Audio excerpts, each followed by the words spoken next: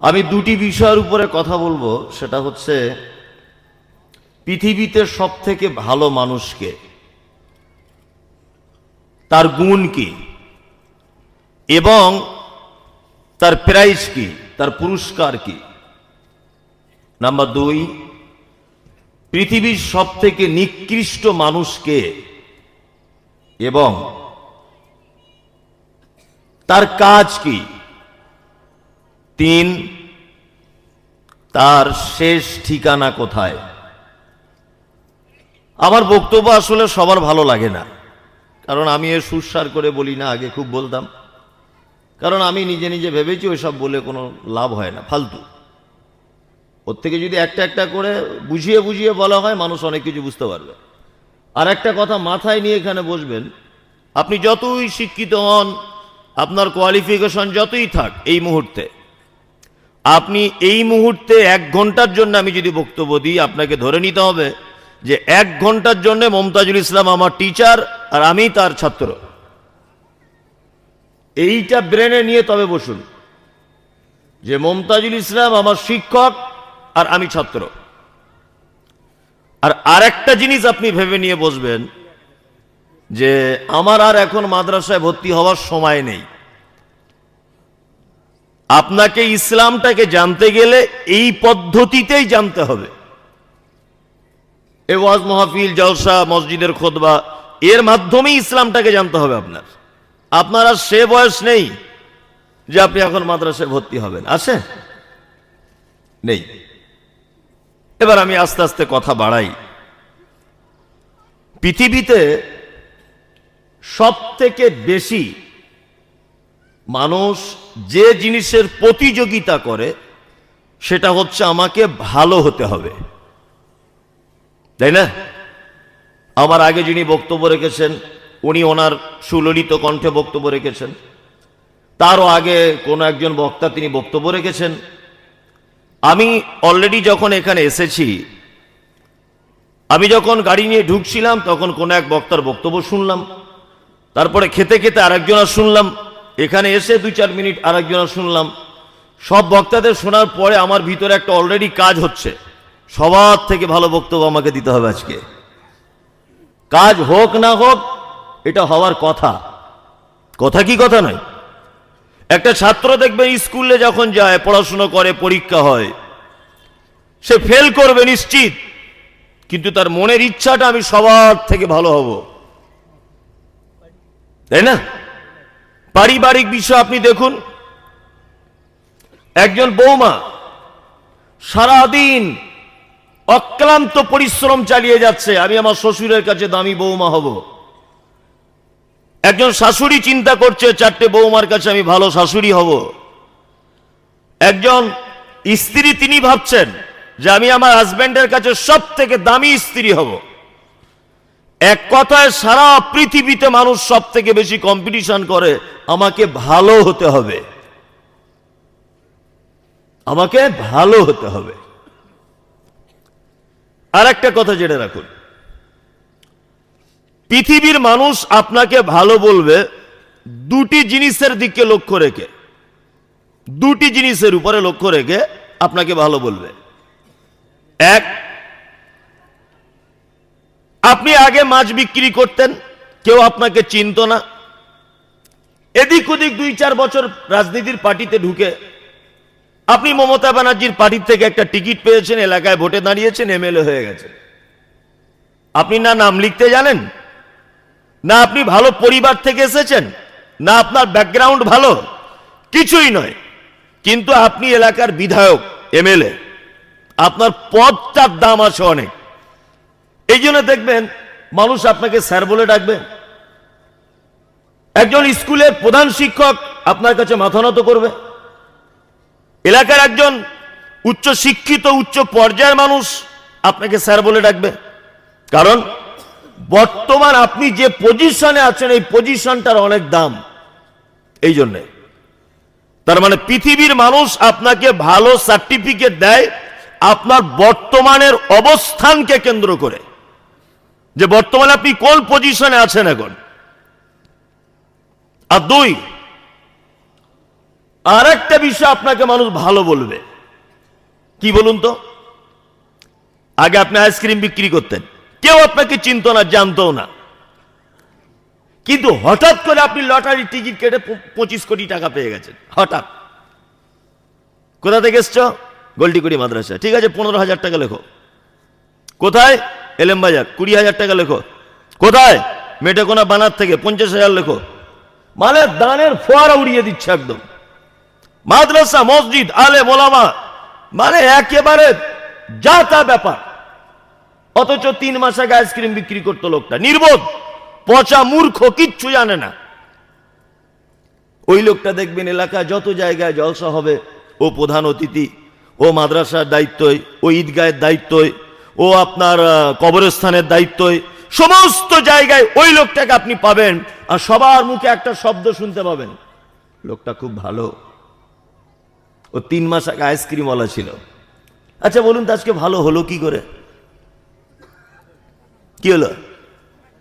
অনেক টাকার মালিক। শুধু তাই না, আপনি আপনার পরিবার দিয়ে বিবেচনা করুন। আপনারা 3 ভাই, আপনার যে ভাইয়ের টাকা বেশি, আপনি আপনার পরিবার দিয়ে বিবেচনা করুন। আপনার মা দেখবেন তার বেটাকে বেশি কোলে নিয়ে ঘুরছে, দেখবেন এটা। আর ওর বইয়ের ব্যাপারে আপনার মা সার্টিফিকেট দিবে, এটা আমার লক্ষ্মী বউ, অথচ ঘোড়ার ডিম কিছুই নয়, ও স্বামীর টাকা আছে দেয়। আমি মমতাজুল ইসলাম 5 ওয়াক্ত নামাজি, আবার দাঁড়িয়ে আছে গাঁটের উপরে কাপড়। আমি হারাম এবং হালালকে তামিজ করে চলি। আমি ফুচকার ব্যবসা করি, টাকা কম। আমি যে মেয়েটাকে বিয়ে করেছি, আর তার বড় বোনেরও বিয়ে হয়েছে, তার বড় বোনের যে বর বা তার যে হাজবেন্ড, সে কিন্তু চুয়ারি, মাতাল, বাটপার, কিন্তু কি করে যে কয়লা টয়লা এদিক ওদিক ব্যবসা বাণিজ্য করে কোটি কোটি টাকার মালিক। ও নাইট ক্লাবে যায় রাতের বেলা, ও মদ্যপ অবস্থায় থাকে, ও চুয়ারি, জুয়ারি, সব কিছুই তার ভিতরে আছে খারাপ দিকটা। কিন্তু আমার শাশুড়িকে যদি কেউ জিজ্ঞাসা করে, মমতাজুল ভালো না তোমার বড় জামাইটা ভালো? আচ্ছা আপনারা উত্তর দেন, ও কি বলবে? বড় জামাইটা ভালো, আমার মেয়েকে খুব সুখে রেখেছে তাই। তার মানে পৃথিবীর মানুষ আপনাকে ভালো বলবে আপনার ব্যক্তিত্বকে আর আপনার অর্থকে। এবার আর একটা কথা বলি, পৃথিবীর মানুষ আপনাকে ভালো বলবে, ভালো সার্টিফিকেটও দিতে পারবে, কিন্তু আপনাকে কোনো পুরস্কারে পুরস্কারিত করতে পারবে না। আজকে দেখুন সরকারি স্কুলগুলো বন্ধ হতে যাচ্ছে, পাবলিক স্কুলগুলো এত মাথা উঁচু করে উঠছে, সেখানে ডাক্তার হবেন, প্রফেসর হবেন, ইঞ্জিনিয়ার হবেন, ব্যারিস্টার হবেন, উকিল হবেন, যা কিছু আপনি হতে পারেন, লাখ লাখ টাকা খরচা করে। মানুষ হচ্ছে? হচ্ছে না? হচ্ছে। হওয়ার পরে বলছে আমি এত টাকা খরচা করে ডাক্তারি পাস করলাম, আমার চাকরি কোথায়? তখন বলছে চাকরি নেই, তুমি এক কাজ করো, বেসন কেন, সাদা তেল আর একটা গ্যাস কেন, চপ বিক্রি করো, চাকরি নেই। তুমি চপ বিক্রি করো, চাকরি পাবে না। মানে আপনি ডাক্তার, এ সার্টিফিকেট দিতে পেরেছে, আপনি ইঞ্জিনিয়ার, এ সার্টিফিকেট কিনতে পাওয়া যায়, বা এটা আপনি অর্জন করতে পারেন, কিন্তু আপনার ব্যবস্থা কেউ করে দিবে না, আপনার পজিশন কেউ করিয়ে দেবে না, আপনাকে নিজেকে করে নিতে হবে। কিন্তু আমার আল্লাহ সুবহানাহু ওয়া তাআলা পৃথিবীর সব থেকে ভালো মানুষের পরিচয় দিতে গিয়ে মারাত্মক মারাত্মক কথা বলেছেন, মারাত্মক কথা। ওই জন্য বলি যে কোরআন পড়বেন, কোরআন তিবিয়ান লিকুল্লি শাই। আল্লাহ বলছেন এমন একটি বিষয় নেই যে বিষয়টা আমি কোরআন মাজিদের মধ্যে লিপিবদ্ধ করিনি। নাহনু নাকুসসু আলাইকা আহসানাল কসাস বিমা আওহাইনা ইলাইকা হাযাল কোরআন। আল্লাহ বলছে সারা পৃথিবীতে যত কথা আছে, গদ্য, পদ্য, উপন্যাস, কবিতা, আবৃত্তি, যা কিছু পৃথিবীর বইয়ে লেখা দেখতে পাওয়া যায়, আল্লাহ বলছে কোরআনে আমি যে গল্প বর্ণনা করেছি, আমি যে কথা কোরআন মাজিদের ভিতরে লিপিবদ্ধ করেছি, পৃথিবীর কোন লেখকের বইয়ের দ্বারাতে এটা পাওয়া সম্ভব নয়। ওই জন্য আমি বড় কোন আলেম, বিশাল শাইখুল হাদিস তা নয়, আমার যোগ্যতা খুব বেশি নেই, বিশাল 4-5 পৃষ্ঠার কোনো সার্টিফিকেটও নেই, কিন্তু আমি স্টাডি করি। আর আমি মনে করি 10 পৃষ্ঠার সার্টিফিকেট নিয়ে কোনো দাম নেই যদি সে স্টাডি না করে। কি বললাম বুঝলেন না? স্টাডির জ্ঞান একটা আলাদা, পড়াশুনো করা, নিজে নিজে চিন্তা ভাবনা করা, ভালো ভালো লেখকের বই পড়া, কোরআনের তাফসীর পড়া, এর জ্ঞান আলাদা। আল্লাহ সুবহানাহু ওয়া তাআলা কোরআনে কেমন ভাবে শুধু মানুষের জন্য গল্প, বিভিন্ন উদাহরণ পেশ করেছেন। একটা দৃষ্টান্ত আপনাকে আমি পেশ করি। আপনারা চাষিবাসী মানুষ, মগরিবের আগে মাঠে যাবেন। মাঠে ফাঁকা আসমানের দিকে আপনি তাকিয়ে দেখবেন সারিবদ্ধভাবে কিছু পাখি তারা এরকম ডানা ঝাপটাতে ঝাপটাতে এইভাবে ডানাকে স্থির করে দেয়। আবার দেখবেন 2-4 মিনিট এইভাবে যায় হেলে দুলে, যায় না? আবার দেখবেন 2-4 বার এরকম করে, আবার এরকম করে দেয়, দিয়ে দেখবেন আস্তে আস্তে করে যাচ্ছে সারিবদ্ধভাবে, আবার 2-3 মিনিট পর 2 বার ঝাপটে নিল, আবার যাচ্ছে। দেখেছেন চাষিবাসী মানুষেরা? দেখতে পান মাগরিবের আগে? আল্লাহ বলছেন আওয়ালাম ইয়ারাউ ইলা তাইরি ফাওকাহুম সাফাতিন ওয়া ইয়াকবিজ মা ইমসিকুহুন্না ইল্লার রহমান ইন্নাহু বিকুল্লি শাইইন বাসীর। আল্লাহ বলছে তোমরা কি পক্ষী কুলের দিকে তাকিয়ে দেখো না? তারা যখন সারিবদ্ধভাবে মহাশূন্যতে যায়, তারা ডানা ঝাপটাতে ঝাপটাতে যখন ডানাকে স্থির করে দেয়, আকাশ এবং জমিনের মহাশূন্যতে তাদেরকে ভাসমান অবস্থা আটকে রাখে কে? ইল্লা বিসুলতান ইন্নাহু বিকুল্লি শাইইন বাসীর। আল্লাহ বলছে তোমরা কি এই অলৌকিক জিনিসগুলোর দিকে একবার তাকিয়ে দেখো না যে কে তাদেরকে মহাশূন্যতে আটকে রাখে? ইল্লার রহমান, রাখে কে? কে? আল্লাহ। এর নাম কোরআন। আমি কোরআন দিয়ে আপনাকে প্রথম ভালো লোকদের পরিচয় দিই। আল্লাহ তাআলা বলছেন ইন্নাল্লাযীনা আমানু ওয়া আমিলুস সালিহাত। পৃথিবীতে শ্রেষ্ঠ মানুষের পরিচয় দিতে গিয়ে আল্লাহ বলছেন যারা আমার প্রতি বিশ্বাস স্থাপন করে, ওয়া আমিলুস সালিহাত, যারা আমলে সালেহ করে, উলাইকা হুম খায়রুল বারিয়া।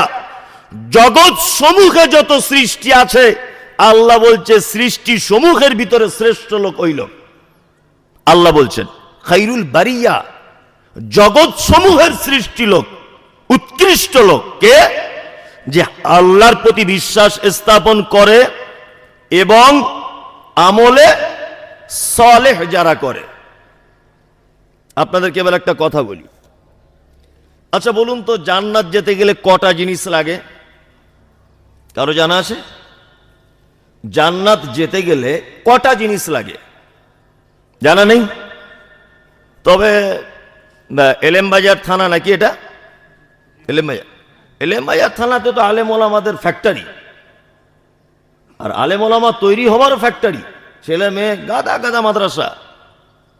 তবে এখানকার মানুষ তো ছোটখাটো বিষয় জানা দরকার। এটা 24 পকড়ার লোক হলে না জানলে অসুবিধা ছিল না। আপনাদের কিছু কিছু জিনিস জানা দরকার, জেনে নেন। জান্নাত যেতে গেলে 3টে জিনিস লাগে। কটা? 3টা। 1, ইমাম থাকতে হয়। 2, মুসলিম হতে হয় বাধ্যতামূলক। 3, ভালো আমল থাকতে হয়। ভালো আমল ছাড়া কোনো মানুষ জান্নাত যেতে পারবে না। আল্লাহ তাআলা বলছেন পৃথিবীর সব থেকে ভালো মানুষ যারা আমার প্রতি বিশ্বাস স্থাপন করে এবং আমলে সালেহ যারা করে, উলাইকা হুম খায়রুল বারিয়া, এরা পৃথিবীর শ্রেষ্ঠ লোক। আল্লাহ পৃথিবীর শ্রেষ্ঠ লোক এই সার্টিফিকেট দিয়ে থেমে যাননি। তিনি বলছেন জাযাউকুম ইনদা রাব্বিকুম, তাদের রবের পক্ষ থেকে রয়েছে প্রতিদান। কি? জান্নাতু আদনিন, চিরস্থায়ী জান্নাত, তাজরি মিন তাহতিয়াল আনহার, তার পাদদেশে প্রবাহমান ঝর্ণা, খালিদিনা ফিহা আবাদা, এবং তারা সেই জান্নাতে চিরস্থায়ী অবস্থান করবে। তাহলে ভালো মানুষ হলে প্রাইজ কি দিচ্ছেন আল্লাহ? জান্নাত। আবার জান্নাতে কি অস্থায়ী নয়, জান্নাতে চিরস্থায়ী। শুধু জান্নাত নয়, তার তলার দিক দিয়ে ঝর্ণা প্রবাহমান, খালিদিনা ফিহা আবাদা, চিরস্থায়ী তারা জান্নাতের ভিতরে অবস্থান করবে। আল্লাহ তাআলা বলছেন রাদিয়াল্লাহু আনহুম, তাদের উপরে আমি রাজি, ওয়ারাজু আনহু, তারাও আমার উপরে রাজি। যালিকা লিমান খাশিয়া রাব্বা, এই কারণে আমরা উভয়ের পক্ষে রাজি হই বা খুশি যে তারা আমাকে শুধু ভয় করত। এই কারণে শুনুন, আপনি তো চলেই যাবেন, ভাত খাওয়া হয়ে গেছে, আপনি আর বসেন, আপনাকে আমি চিনি না। আবার বেলোয়াতে বলছে ফাইনাল খেলা চলছে। কি বললাম বুঝলেন না? আসলে যে কোয়ালিটির লোক সে সেখানেই থাকবে। কি বলছি বুঝতে পারছেন না? যার কোয়ালিটি যেমন তার জায়গাও ঠিক তেমন। কি বলছি বুঝতে পারছেন তো? হ্যাঁ, যে দলের মানুষ সে ঠিক সেই দলই বসে আছে, সমস্যা নেই। আর একটু ধৈর্য ধরে বসুন, আমি কিছু তথ্য নিয়ে এসেছি, তথ্যগুলো পেশ করব। সেই সুযোগটুকু আমাকে দিতে হবে, আমাকে আমার গতিতে আসতে দিতে হবে। এখন তো সবে জমি রেডি করছি, আমার গতিতে আসতে দেন, দেখবেন আমি একটা একটা করে সব বলবো আস্তে আস্তে ইনশাআল্লাহ। শুধু আমার গতিতে ফেরত আসতে দেন আমাকে। আল্লাহ সুবহানাহু ওয়া তাআলা পবিত্র আল কোরআনের ভিতরে বললেন, ভালো মানুষ হতে গেলে দুটি কাজ লাগে। এক হচ্ছে ঈমান আনতে হয়, আর ভালো কাজ করতে হয়। এবার একটা মজার কথা বলি, পবিত্র আল কোরআনে যত জায়গাতে আল্লাহ সুবহানাহু ওয়া তাআলা আমল করার কথা বলেছেন, যে তোমরা আমল করো, এই আমল শব্দের আগে বা আমল শব্দের পরে একটা শব্দ আল্লাহ বারবার ব্যবহার করেছেন, ভালো, উত্তম, উত্তমের উত্তম, সুন্দরের সুন্দর আমল করো। আপনাকে একটা প্রমাণ দেখাই, সূরা আন-নাহল খুলুন, 97 নম্বর আয়াত। আল্লাহ তাআলা বলছেন, মান আমিলা সালিহাম মিন যাকারিন আও উনসা ওয়া হুয়া মুমিনুন ফালানুহইয়ান্নাহু হায়াতান তাইয়্যিবাতান ওয়া লানাজজিআন্নাহুম আজরাহুম বিআহসানি মা কানু ইয়ামালুন। আল্লাহ তাআলা বলছেন, তোমাদের মধ্যে নারী হোক বা পুরুষ হোক, কেউ যদি আমালান সালিহা, আমলে সালেহ যদি করে, আমল শব্দের পরে কি শব্দ এসছে? কি? সালেহ, ভালো আমল। দুই, ছোট্ট একটা সূরা পবিত্র আল কোরআনের, একেবারে আম্মা পড়াতে আপনাদের মুখস্থ, ওয়াল আসর, আল্লাহ বলছে আসরের সময়ের কসম, ইন্নাল ইনসানা লাফি খুসর, নিশ্চয় মানুষ জাতি ক্ষতিগ্রস্তের ভিতরে নিমজ্জিত। ইল্লাল্লাযীনা আমানু, তারা ক্ষতির ভিতরে নয় যারা ঈমান আনে, ওয়া আমিলুস সালিহাত, যারা আমলে সালেহ করে। আল্লাহ বলছে না শুধু আমল করে, কি বলছে? আমলে সালেহ যারা করে। এই দেখুন পবিত্র আল কোরআন খুলুন, সূরা মুলক, আল্লাহ বলছে, আল্লাযী খালাকাল মাউতা ওয়াল হায়াতা লিয়াবলুয়াকুম আইয়ুকুম আহসানু আমালা। হায়াত আর মাউতকে এই জন্য আমি আল্লাহ তৈরি করেছি, লিয়াবলুয়াকুম আইয়ুকুম আহসানু আমালা, তোমাদেরকে পরীক্ষা করা হবে তোমাদের ভিতরে আহসানু আমালা, উত্তম আমল কে করেছো বলো। আমল শব্দের আগে কি ব্যবহার করা হয়েছে? আহসান, সুন্দরের সুন্দর আমল কে করেছো বলো। তার মানে বুঝতে পারা যাচ্ছে আল্লাহ সুবহানাহু ওয়া তাআলা তো মানুষের অন্তরের কথা বোঝেন, পরিস্থিতির কথা বোঝেন, বিগত দিনে কি হয়েছে তিনি জানেন, আগামী দিনে কি হবে তিনি জানেন। নিশ্চয়ই তিনি এটাও জানেন যে দুনিয়াতে কোরআন অবতীর্ণ শেষ করে দেওয়ার পরেও মানুষ ভ্রান্ত আমল তৈরি করবে। এই কারণে আল্লাহ আগে থেকে বলেছে আমল করার আগে সুন্দর আমল করো। একটা পানির কোম্পানি তার বোতলে লিখে রেখেছে আমার পানি 100% খাঁটি। এ খাঁটি লেখে কেন? না পানি অন্য কোম্পানিতে ভেজাল ধরা পড়েছে, এই কারণে নিজের পানিটাকে সার্টিফিকেট দিতে গিয়ে তিনি বলেছেন আমার মাল 100% খাঁটি। আল্লাহ সুবহানাহু ওয়া তাআলা বারবার কেন বলছেন উত্তম আমল করো, উত্তম আমল করো, উত্তম আমল করো? উত্তমের কথা কেন বলছেন? ভালো আমল করে কথা কেন বলছেন? মানে তিনিও জানেন যে পৃথিবীতে মানুষ কিছু খারাপ আমলও করবে। চলুন এবার আপনাকে আমি পবিত্র আল কোরআনের আরো ভিতরের দিকে যাই।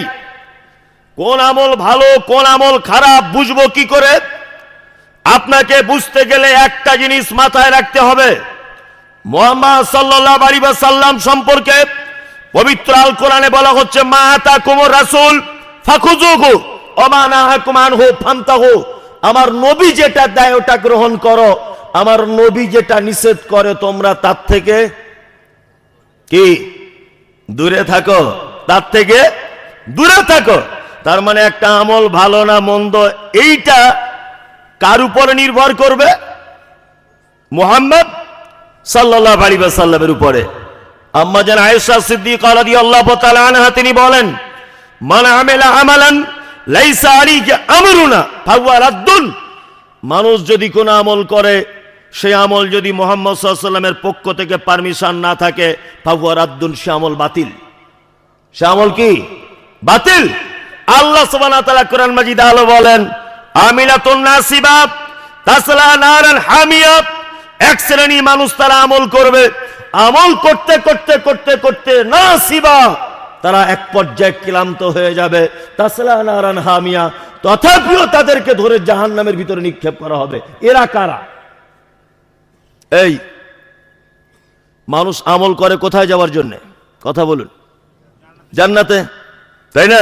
মানুষ আমল করে জান্নাতে যাওয়ার জন্য, কিন্তু আল্লাহ তাআলা উল্টো কথা কোরআন মাজিদে বলছেন, বলছে আমিলাতুন নাসিবা, আমল করতে করতে কিছু লোক তারা ক্লান্ত হয়ে যাবে। তাসলা নারান হামিয়া, তারপরেও তাদের থাকার জায়গা কোথায়? জাহান্নাম। এরা কারা? এদেরকে চিনতে গেলে কয়েকটা আমল আপনাকে দেখানো লাগবে। আল্লাহ নবী সাল্লাল্লাহু আলাইহি ওয়াসাল্লাম তিনি বলছেন, আখিরুল কালাম লা ইলাহা ইল্লাল্লাহ ফাদাখালাল জান্নাত। কোন মানুষ যদি মারা যায়, মারা যাওয়ার আগে একবার শুধুমাত্র যদি বলে দেয় লা ইলাহা ইল্লাল্লাহ, আল্লাহ নবী বলছেন তার থাকার জায়গা কোথায়? জান্নাত। তবে এখানে একটা পদ্ধতি জেনে নেন। আপনার আব্বা মারা যাচ্ছে, 5-7 মিনিটের মধ্যে মারা যাবে, আপনার আব্বাকে বলতে পারবেন না, আব্বা তুমি একটু লা ইলাহাটা বলো, তুমি লা ইলাহাটা বলো, মা একটু লা ইলাহাটা বলো। আল্লাহর নবী এটা বলতে নিষেধ করেছেন। আল্লাহর নবী বলছেন, তোমার আব্বা একেবারে অন্তিম সজ্জায়, জীবনের টাইম শেষ যখন, সেই সময় তোমার আব্বার পাশে বসে শুধু এতটুকু তুমি বলতে থাকো, লা ইলাহা ইল্লাল্লাহ। তোমার মায়ের পাশে বসে বলতে থাকো, লা ইলাহা ইল্লাল্লাহ, লা ইলাহা ইল্লাল্লাহ। তোমার আব্বা, তোমার মা, তোমার মামা, তোমার ফুফা, তোমার এই বলাতে একবার যদি ঠোঁটটা কিলিয়ে দিয়ে বলে লা ইলাহা ইল্লাল্লাহ, আল্লাহর নবী বলছেন ফাদাখালাল জান্নাত, ওর থাকার জায়গা জান্নাত। আর যদি আপনি ওকে বলতে বলেন, ও তো মৃত্যু যন্ত্রণায় ছটফট করছে, ও যদি একবার বলে তোর লা ইলাহা ইল্লাল্লাহ, এখন মৃত্যু যন্ত্রণায় ছটফট করছে, এখন কানের কাছে লা ইলাহা ইল্লাল্লাহ, এইটা যদি বলে দেয়, আল্লাহর নবী বলছেন ফাদাখালান নার, ওর থাকার জায়গা জাহান্নাম। এতটুকু আল্লাহর নবী দিয়েছেন। কতটুকু? এতটুকু। এই মা আতাকুমুর রাসূল ফাখুযুহু, ভালো আমলের মানদণ্ড। আল্লাহ বলছে নবী যেটা দেয় ওটা গ্রহণ করো, আর নবী যেটা নিষেধ করে সেটা ছেড়ে দাও। ভালো করে বুঝবেন এখানে একটা কথা,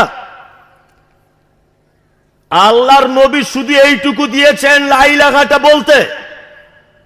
বাকি গোলটিকুড়ি গ্রাম, আশেপাশে গ্রামে বা আশেপাশে যে সমস্ত মুসলিম গ্রামগুলো আছে, আল্লাহর নবী যেটা দিয়েছেন ওইটা উপেক্ষা করে আমরা কিছু জিনিস সংযোজন বিয়োজন করেছি নিজে ভালো মনে করে। লোকটা মারা যাচ্ছে, চারিদিকে বসে মেয়ে ছেলেরা একদিকে, বেটা ছেলেরা একদিকে, নারী একদিকে, পুরুষ আর একদিকে, জোরে জোরে সব কোরআন মাজিদ তেলাওয়াত করছে।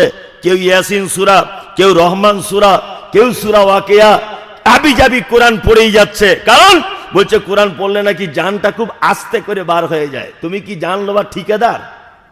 এই তুমি কি কেন কি করে বুঝলে? আল্লাহর নবী ওটা বুঝলেন না যে কোরআন পড়লে জান আস্তে করে বার হয়? আল্লাহর নবী বুঝতেন না ওটা?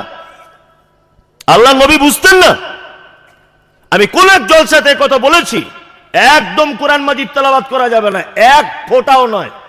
তা মুর্শিদাবাদের এক বক্তা আছে, আমার তো গালাগালি করে দিন রাত একাকার করে দিচ্ছে যে মমতাজুল কত বদমাইশ, বলছে কোরআন পড়াও নাকি বেদাত। এ গাধা, তুমি বুঝো ইসলাম? কোরআন মানেই যে সব জায়গায় পড়তে হবে, তোমাকে এটা কে বললো? কে তোমাকে যুক্তি দিল? আচ্ছা বলুন তো দেখি, জিলাপি, জিলাপি খাওয়া জায়েজ না না জায়েজ? বলুন। জায়েজ। এ তো ময়দা দিয়ে আর মিষ্টির রস দিয়ে তৈরি হয়, জিলাপি, এটা জায়েজ। এখন এই জিলাপি কেউ কিনে যদি পাথর চাপি মাজারে মানত করে দেয়, ওই জিলাপি আর খাওয়া যাবে কি যাবে না বলুন? যাবে না। তাহলে জিলাপি হারাম হতে যাবে কেন? ও কি দোষ করলো? জিলাপি হারাম হবে কেন? জিলাপি শুধু কি স্থান পরিবর্তন করেছে। আগে ছিল গোলটিকুরি জলসার দোকানে, স্বাভাবিক কিনে খেয়েছেন, আর এখন চলে গেছে ওই অমুক দাতা বাবার মাজারে মানত করার, ওই জন্যটা হারাম, চলবে না। ফেরাউন লোক ভালো না খারাপ? খারাপ লোক। কেউ যদি সারাদিন বলে ফেরাউন ফেরাউন ফেরাউন, 10 টাকা নেকি হবে? হবে না তো, হবে না। আমি কোরআনে একটা আয়াত বলছি, এবার দেখুন। যারাবাল্লাহু মাসালাল লিল্লাযিনা আমানু ইমরাআতা ফিরাউন ইয ক্বালাত রাব্বি বিলি ইনদাকা বাইতাল ফিল জান্নাতি ওয়ালাযিনি মিন ফিরাউনা ওয়া আমালিহি ওয়ালাযিনি মিনাল কওমিজ জালিমিন। কোরআনের আয়াত এটা। আয়াতটার দিকে একবার লক্ষ্য করুন। যারাবাল্লাহু মাসালাল লিল্লাযিনা আমানু ইমরাআতা ফিরাউন, ফিরাউনের নাম একবার হলো না? একবার। ইয ক্বালাত রাব্বি বিলি ইনদাকা বাইতান ফিল জান্নাতি ওয়ালাযিনি মিন ফিরাউনা ওয়া আমালিহি। কবার হলো ফিরাউন? দুবার। আচ্ছা বলুন, ফিরাউন লোক খারাপের কথা আমি আপনি সবাই জানি। এখন আল্লাহর নামটা কোরআনে ঢুকিয়ে দিয়েছে। বলুন তো, প্রত্যেক অক্ষরে 10টা করে নেকি হবে কি হবে না? হবে, হবে। প্রত্যেক অক্ষরে 10টা করে নেকি। আবু লাহাব লোক ভালো ছিল না খুব খারাপ ছিল? খারাপ। আবু লাহাব খারাপ ছিল লোক। আবু লাহাব যখন লোক খারাপ ছিল, আমরা কেউ ওর নাম মুখে উচ্চারণ করি না, কিন্তু কোরআনে আল্লাহর নাম লিপিবদ্ধ করেছেন। তাব্বাত ইয়াদা আবি লাহাবিউ ওয়া তাব্বা। আবি লাহাবের নাম যখন কোরআনে এসেছে, প্রত্যেক অক্ষরে কটা করে নাকি? 10টা, তাই না? শুধু স্থান পরিবর্তন। এতদিন নরমালে আবু লাহাব বলতাম, নেকি হতো না, কিন্তু আপনি যখন কোরআন তেলাওয়াতের ভিতরে ওর নাম পেয়েছেন, প্রত্যেক অক্ষরে 10টা করে নাকি পাবেন কি পাবেন না? পাবেন। ফেরাউন খারাপ লোক। ফেরাউন পৃথিবীর এক নিকৃষ্ট জঘন্যতম মানুষ। এর থেকে জঘন্য মানুষ আর নেই। মিশরের জাদুঘরে আল্লাহ পৃথিবীর মানুষকে নিদর্শনাবলী দেখানোর জন্য তার লাশ পর্যন্ত অক্ষত অবস্থায় রেখেছেন। এইরকম এক মারাত্মক ইন্টারন্যাশনাল বদমাশ লোক, তার নাম আমরা কেউ মুখে আনি না, কিন্তু কোরআনে তার নাম চলে এলেই প্রত্যেক অক্ষরে 10টা করে নাকি পাই কি পাই না? এইবার আপনাদেরকে একটা কথা জিজ্ঞাসা করছি, বলুন তো দেখি, কোরআনে একটা সূরা আছে 3 বার পড়লে একবার খতম করার নাকি হয়। কোরআন কোন সূরা? আপনারা সবই জানেন তো, তাহলে আমার অত দূর থেকে আসার দরকার ছিল না, ফালতু আসাই হলো। সবই জানেন আপনারা, আলহামদুলিল্লাহ। সূরা ইখলাস 3 বার তেলাওয়াত করলে একবার কোরআন খতমের কি নাকি পাওয়া যায়, তাই না? জি। এবার একটা কথা আপনাকে বলি, আপনি নামাজে দাঁড়ালেন, আল্লাহু আকবার, আলহামদুলিল্লাহি রাব্বিল আলামিন, একেবারে শেষ পর্যন্ত তেলাওয়াত হয়ে গেল। তারপরে আপনি একটা সূরা ধরলেন, কুল হুয়াল্লাহু আহাদ, এটাও শেষ হয়ে গেল। আল্লাহু আকবার, রুকুতে চলে গেলেন। রুকুতে গিয়ে যদি আপনি 3 বার যদি বলেন কুল হুয়াল্লাহু আহাদ আল্লাহুস সামাদ লাম ইয়ালিদ ওয়া লাম ইউলাদ ওয়া লাম ইয়াকুল লাহু কুফুয়ান আহাদ, বলুন তো নামাজটা হবে না বাতিল হয়ে যাবে? কোনটা বাতিল? কেন বাতিল? কেন? এটা তো কোরআনের সূরা, এটা তো কোরআনের সূরা, নামাজ বাতিল হবে কেন? কোরআনের শুধু সূরা নয়, এই সূরাটা কোরআনের এত দামি সূরা। মুহাম্মদ সাল্লাল্লাহু আলাইহি ওয়াসাল্লাম তিনি বলছেন, কি বলছেন? হযরত আবু হুরায়রা বলেন, আমি আল্লাহর নবীর পিছনে পিছনে হাঁটছি, আল্লাহর নবী আগে আছেন, পিছন দিক দিয়ে আমি একটা মানুষের কণ্ঠস্বর শুনতে পেলাম, ও যেন সূরা ইখলাসটা তেলাওয়াত করছে। আল্লাহর নবীকে বললাম, আল্লাহর নবী, আমি শুনতে পাচ্ছি একটা লোক সূরা ইখলাস তেলাওয়াত করছে।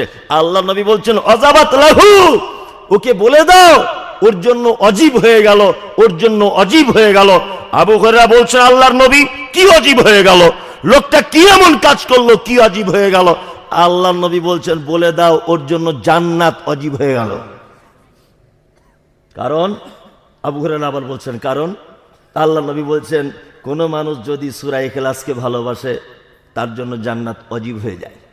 ওই জন্য আল্লাহর নবী এমন কোন নামাজ পড়তেন না যে নামাজে সূরা ইখলাস তেলাওয়াত করতেন না, এমন কোন নামাজে। এখন তো আমাদের নামাজের সিস্টেম আলাদা। ছোট ছোট সূরা ধরলে মুসল্লিরা বলেন ইমাম সাহেব কিছু জানে না নাকি, প্রতিদিন কুলহু না, প্রতিদিন কুলহু এই না তাই না। আর ইমাম সাহেব ছোট ছোট সূরাগুলো সত্যি বলছে বিলুপ্ত হয়ে যাচ্ছে আস্তে আস্তে। দেখবেন নামাজে কেউ তেলাওয়াত করে না, যে যাকেই নামাজ পড়াতে দেবেন সেই ভাববে আমি একটু কারি সাহেব দুটো আয়াত বেশি করে ধরি।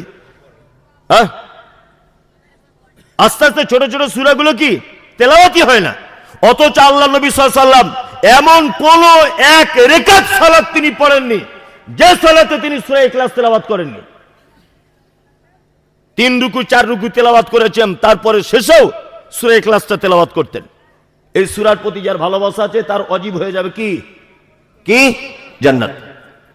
এত দামি সূরা যদি কেউ রুকুতে 3 বার বলে নামাজ হবে?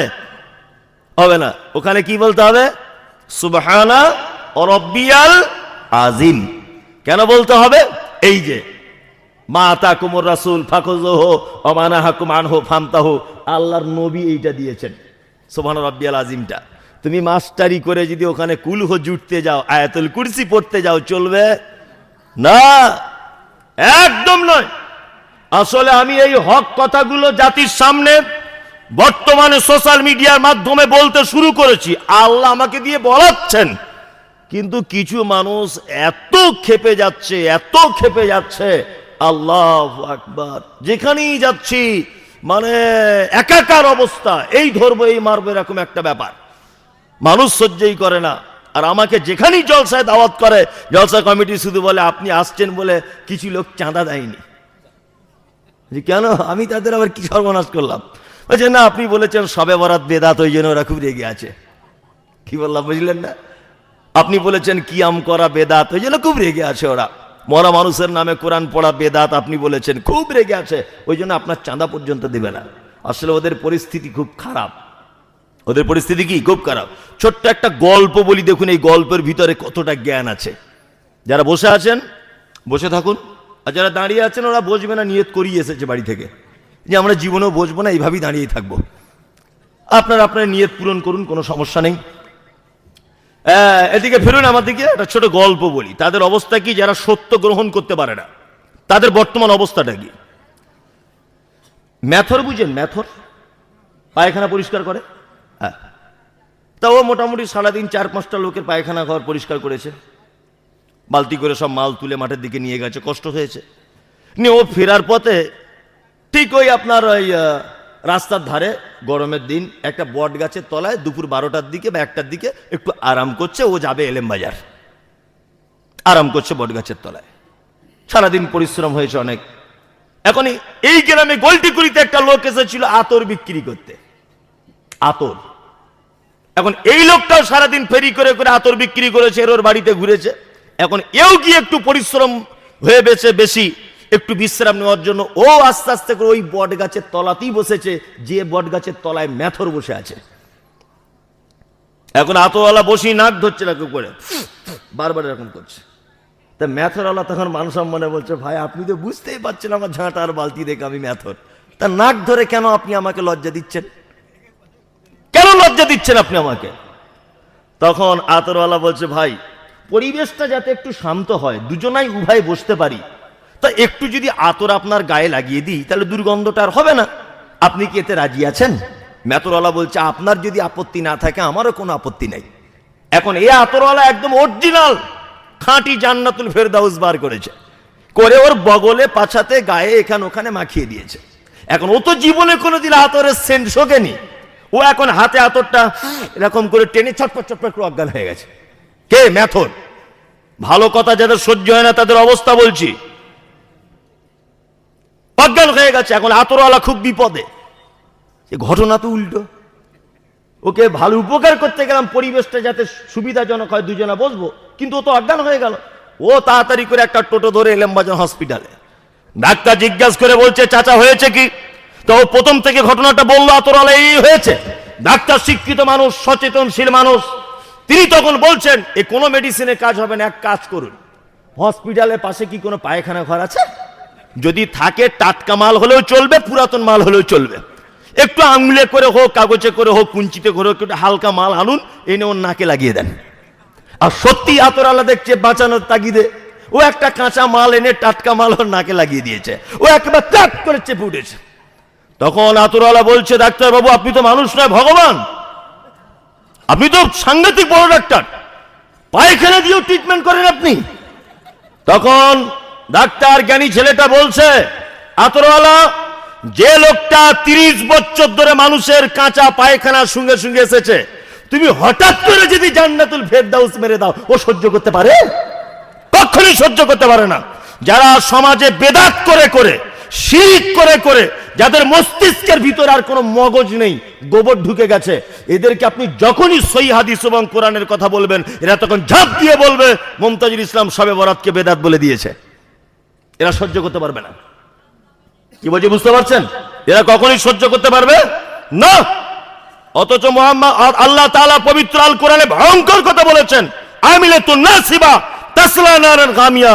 তারা ইবাদত করবে, ইবাদত করতে করতে করতে নাসিবা, তারা ক্লান্ত হয়ে যাবে। আল্লাহ বলছে তবুও ফেরেশতাদেরকে বলা হবে ওদেরকে টেনে হিঁচড়ে জাহান্নামে ভর।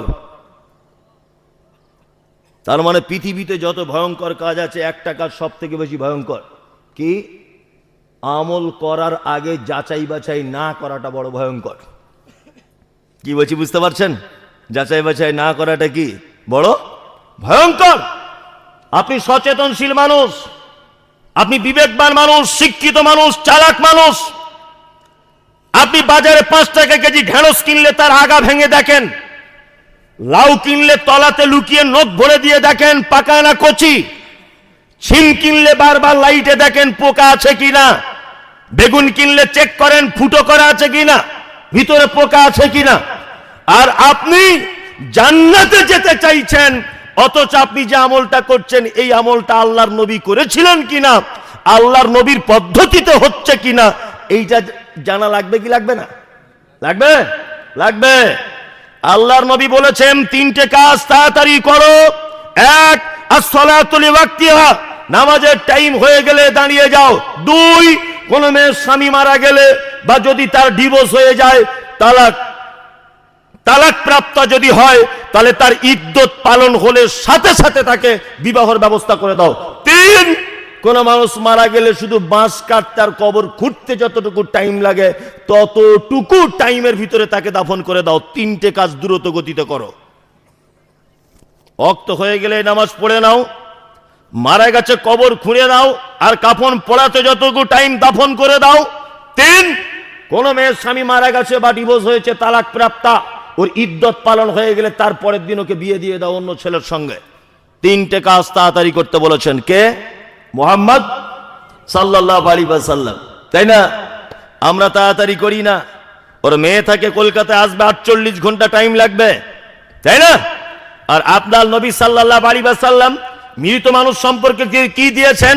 তিনি বলেছেন কোন বাড়িতে যদি মাইয়াত হয়, কোন বাড়িতে যদি মাইয়াত হয়, তাহলে ওই বাড়ি যখন থেকে লোকটা মারা গেল 3 দিন পর্যন্ত ওদের বাড়িতে কোনো অনুষ্ঠান চলবে না, খাওয়া দাওয়ার ব্যবস্থা চলবে না। খাওয়াবে কে? পাড়া প্রতিবেশী খাওয়াবে। আর আপনি তো বেহায়ার বেহায়া, আপনি এখান থেকে মাটি দিতে যাচ্ছেন হাসরার মোড়ে, অথচ খাওয়ার জন্য লাইন দিয়ে বসে আছেন। আপনারও লজ্জা শরম খুব কম, তাই না? আপনিও গিয়ে বলছেন না খেলে আসা যাবে না, মরার ভোজ মানে বলছে স্বাদ কি, সাংঘাতিক ব্যাপার, তাই না? হ্যাঁ, আপনিও তো খেয়ে চলে আসছেন, কিন্তু আল্লাহর নবীর পক্ষ থেকে তো পারমিশন নাই। এখন কি করা যাবে? কি করা যাবে? কি আর করা যাবে? না খেয়েও তো আসা যায় না। আরে যদি এখান থেকে ভাবতাম 100 কিলোমিটার দূরে গেছো বর্ধমানে জানাজা পড়তে, ওখানে মেনে নিলাম তুমি খেয়ে এসেছো, সমস্যা নেই। তুমি এখান থেকে 4 কিলোমিটার রাস্তা যাচ্ছ মোটর সাইকেলে, তুমিও তো দেখছি খাওয়ার জন্য দাঁড়িয়ে আছো। অথচ মুহাম্মদ সাল্লাল্লাহু আলাইহি ওয়াসাল্লাম তিনি বলছেন 3 দিন ওর বাড়িতে খাওয়া তো দূরের কথা, ওর বাড়িতেই অন্য লোক খাওয়াবে 3 দিন। তার মানে পরিবেশ উল্টো। পরিবেশ কি উল্টো? শুনুন একটা কথা বলি, আল্লাহ নবী সাল্লাল্লাহু আলাইহি ওয়াসাল্লাম বিদায় হজের দিন 1.5 লক্ষ সাহাবীর সামনে তিনি বক্তব্য রাখছেন আর বারবার বলছেন আল্লাহ তুমি সাক্ষী থাকো, আল্লাহ তুমি সাক্ষী থাকো, সাহাবীরা তোমরা সাক্ষী থাকো। আল-ইয়াওমা আকমালতু লাকুম দীনাকুম ওয়া আতমামতু আলাইকুম নি'মাতি ওয়া রাযীতু লাকুমুল ইসলাম দীনা। আজকে ইসলামকে পরিপূর্ণ করে দেওয়া হয়েছে। এর ভিতরে চুল পরিমাণ কিছু ঢোকানো যাবে না, বার করাও যাবে কিয়ামত পর্যন্ত 1 লাখ টাকায় 2,500 টাকা জাকাত কিয়ামত পর্যন্ত চলবে। জীবনে কোনোদিন 3 টাকা করার অধিকার কারো নেই, কমিয়ে দিয়ে 2 টাকা করার অধিকার কারো নাই। 1 সা পরিমাণ ফেতরা দিতে হবে কিয়ামত পর্যন্ত। টাকার ভ্যালুয়েশন যতই বেড়ে যাক, সোনার ভ্যালুয়েশন যতই বাড়ুক, চালের দাম যতই বাড়ুক, 1,02,500 টাকায় জাকাত দিতে হবে কিয়ামত পর্যন্ত। পদ্ধতি চলবে। কেউ যদি মোস্তানি করে যদি বলে যে না ওটা 50 পয়সা কমিয়ে দিলে হয় না, তাহলে সে আল্লাহ নবী সাল্লাল্লাহু আলাইহি ওয়াসাল্লামের রিসালাতকে অস্বীকার করলো। কেউ যদি মনে করে 2.5 টাকাটা আটা না তো এখন চলে না, ওটা একটু 3 টাকা করে দেওয়া হোক, আল্লাহ নবীর উপরে অবতীর্ণ হওয়া কেতাবকে অস্বীকার করলো। সে আর মুসলিম থাকতে পারবে না, কখনোই থাকতে পারে না। এক কথাতে আপনাকে যেটা বোঝাতে চাইছি, আমাদের আমলের ক্ষেত্রে টোটাল সমস্যা, ইসলামিক ব্যাপারের সমস্যার সমাধান করেছেন কে? মুহাম্মদ সাল্লাল্লাহু আলাইহি ওয়াসাল্লাম। টোটাল পরিবেশটাকে শান্ত রাখার জন্য, মুসলিম উম্মাহকে জান্নাতে যাওয়ার জন্য সোজা রাস্তা তিনি বলে দিয়ে গেছেন। যে প্রেসক্রিপশন তিনি করে দিয়ে গেছেন, ওই প্রেসক্রিপশনের বাইরে ট্রিটমেন্ট চলবে না। যদি চলেন অসুবিধা আছে। একটা লোকের চোখের সমস্যা, চোখের খুব সমস্যা, তো ডাক্তারখানাতে গেছে। ডাক্তারখানাতে গিয়েছে, তো ডাক্তার চোখ টোক পরীক্ষা করার পরে ও ওষুধ লিখে দিয়েছে, চশমা লিখে দিয়েছে। তার লোকটা তখন প্রেসক্রিপশনটা নিয়ে একটা ফার্মেসিতে গিয়ে বলছে, চশমার দোকানে, যে দেখুন তো কত পাওয়ারের চশমা, ভালো করে বুঝুন। চশমার দোকানদার দেখে বলছে, এটা তো ভাই 50 পাওয়ারের চশমা। তা বলছে দাম কত? তা বলছে 50 টাকা। রুগী তখন বলছে, তাহলে 50 পাওয়ারের দাম 50, তাহলে 100 পাওয়ারের দাম কত? বলছে ওইটার দামও 50। রুগী তখন বলছে 150 পাওয়ারেরটা কত? বলছে ওইটার দামও 50। রুগী তখন চালাকি করে বলছে, তাহলে এক কাজ করা যাক, 50 টাকায় যখন 150 পাওয়ারের পাওয়া যাচ্ছে, তাহলে ওই 150 পাওয়ারেরটাই দেন। মোস্তানি করে 150 পাওয়ারের কিনেছে 50 টাকায়। আসার সময় এলেমবাজার দিক দিয়ে আসছিল, পুঁটি মাছগুলোকে দেখেছে কাতলা মাছের মতো বড়। কি বললাম বুঝলেন না? ও পুঁটি মাছ কাতলা মাছ মনে করে কিনেছে। বাড়িতে এসে যখন ওর স্ত্রী, সাধারণত আমাদের পাড়া গ্রামের মেয়েরা পুঁটি মাছ ভেজে খায়, পুঁটি মাছ টক দিয়ে রান্না করে, পুঁটি মাছের ঝাল করে, এসব করে পাড়ার মেয়েরা, যাই হোক। এখন ওর স্ত্রী পুঁটি মাছ সেইভাবেই রান্না করেছে, ভালো করে বুঝবেন। এখন ও যখন খেতে বসেছে, চশমা খুলে খেতে বসেছে। এখন বউকে বলছে, আরে নাসিমা, কাতলা মাছ আনলাম আর তুই পুঁটি মাছ দিলি আমাকে, মাছ কি বাপের বাড়িতে দিয়ে এলি? তখন বলছে, না, আমার মরা নানির কসম করে বলছি, এ ঘটনা তো ঘটেনি, তুমি তো এই মাছই নিয়ে এসেছো। বলছে, আমিও আল্লাহর কসম করে বলছি, আমার মরা বাপের কসম, আমি কাতলা মাছ নিয়ে এসেছি। স্বামী স্ত্রী অশান্তি, স্বামীটা রাগ করে মেরেছে 1 চর। 1 সপ্তাহ এরকম সংসারে অশান্তি ঝগড়া চলছে, 1 সপ্তাহ, ভালো করে বুঝবেন। লোকটা তখন ভাবছে, 35 বছর বিবাহিত জীবন অতিবাহিত করলাম, আমার বউকে কোনোদিন আমি গায়ে হাত তুলিনি, মনে হয় চশমার কোনো প্রবলেম, এইটা পড়ছি আর বউটা মার খাচ্ছে, কারণ কি? এখন ওই প্রেসক্রিপশন আর চশমা নিয়ে আবার ডাক্তার কাছে গেছে। ডাক্তারের কাছে গিয়ে বলছে, ডাক্তারবাবু একবার দেখুন তো, আপনার চশমা যেদিন থেকে পড়েছি সেদিন থেকে আমার বউ মার খাচ্ছে। ডাক্তার বলছি, আবার কেমন কথা, চশমা পড়লে বউ মার খাবে কেন? তখন ডাক্তার বলছে, আপনার কাগজ, প্রেসক্রিপশন আর চশমা দুটো আমাকে দেন। ডাক্তারবাবু কাগজে দেখলেন 50 পাওয়ারের চশমা লেখা, আর চশমার পাওয়ার টেস্ট করে উনি বলছেন এ তো 150 পাওয়ারের, তা আমি তো এই চশমা লিখিনি। তখন রুগী বলছে, আপনি লিখেছেন ঠিক, ঘটনা হচ্ছে আমি চেম্বারে গেলাম, চশমার দোকানে গিয়েছিলাম, দোকানদার বলল 50 পাওয়ারেরও 50 টাকা দাম, 150 পাওয়ারেরও 50 টাকা দাম, ওই জন্য আমি ভালো হবে মনে করে 150 পাওয়ারেরটা কিনেছি, ভালো করে বুঝবেন। তখন ডাক্তার বলছে, যদি আর কিছুদিন এই চশমা ব্যবহার করতে বউ তালাক হয়ে যেত। কি বুঝলেন আপনি? তার মানে ডাক্তার যে প্রেসক্রিপশন করবে, রুগী মাস্টারি করলে কখনো সুস্থতা লাভ করবে না। কি বলছি বুঝতে পারছেন? ডাক্তার যে পদ্ধতিতে প্রেসক্রিপশন করবে ঔষধ, সেই পদ্ধতিতে চলবে। একজন মুসলিম জন্ম থেকে নিয়ে মৃত্যু পর্যন্ত তার জান্নাতে যাওয়ার যে প্রেসক্রিপশন মুহাম্মদ সাল্লাল্লাহু আলাইহি ওয়াসাল্লাম করে দিয়েছেন, এই প্রেসক্রিপশনের বাইরে যদি আপনি একটা কোনো কাজ যদি করেন, আপনার থাকার জায়গা জাহান্নাম। কোথায়? জাহান্নাম। কখনো আপনি জান্নাতে ঢুকতে পারবেন না। ওই জন্য আপনাদের কাছে বিনীত অনুরোধ, ভালো আমল করবো আমরা ইনশাল্লাহ। ইনশাল্লাহ কয়েকটা ভালো আমল বলি, তাহলে মানা যাবে। আপনারা বিরক্ত হলে হাত তুলবেন, আমি ছেড়ে দেবো। বলছি ভালো কাজ কয়েকটা বললে মানা যাবে, একটু যাবে? এরকম মোটামুটি সব জলসাতেই তো বলেন মানা যাবে বা মানবো ইনশাল্লাহ, বলেন না?